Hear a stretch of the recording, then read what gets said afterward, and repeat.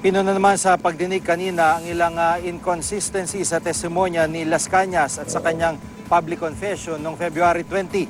Sa testimonya ni Las Cañas na nakabase sa kanyang sinumpang salaysay ay putok lang ng baril ang kanyang narinig nang patayin ang pamilya Patasaha.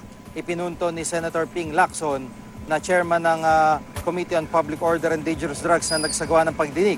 Nataliwas ito sa payag ni Las Cañas nitong February 20 kung saan sinabi niyang sa utos umano ni Pangulong Duterte, dinukot at pinatay sa harap niya mismo ang pamilya. Inusisa rin ni Senador Manny Pacquiao ang pagbaligtad ni Las Cañas sa kanyang testimonya noong October 3 kung saan itinanggi niyang membro siya ng Davao Death Squad. Git ng dating pulis ay binago niya ang kanyang testimonya para malinis ang kanyang konsensya para sa kanyang pangako sa Panginoon. Wala rin daw nangumbinsi o nagbayad sa kanya para idiin si Pangulong Duterte. Binayaran ka ba dito sa pagbago ng testimony mo? Hindi. May nagbayad ba sa iyo? Wala po, Your Honor. Anybody who convince you to change your testimony na dalhin ka rito at may mga kapalit, may nag-convince ba sa'yo? Wala po, Your Honor.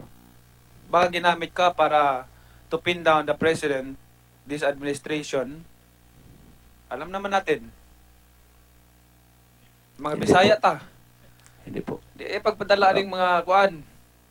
Alam ko po ang repercussions. Sinugal ko po ang buhay ko, buhay ng pamilya ko, for the sake of truth. Hindi po dahil sa pera. Ang para sa akin lang is natakot ako for you. No, kasi ginagamit natin yung Panginoon para idahilan lang natin pero hindi naman talaga totoo, hindi natin nakikita.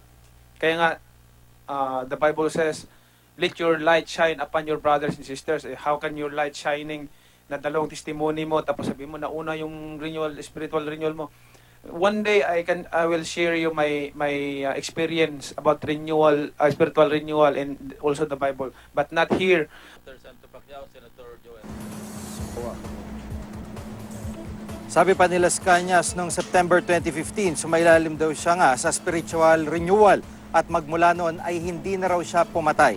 Tanong naman ng ilang senador kung sumailalim nga si Las Cañas sa spiritual renewal, bakit nagawa pa niya magsinungaling sa pagdinig sa Senado noong October 3? Ayon kay Lacson, kailangan may ibang magpatotoo sa mga bagong testimonya ni Las Cañas.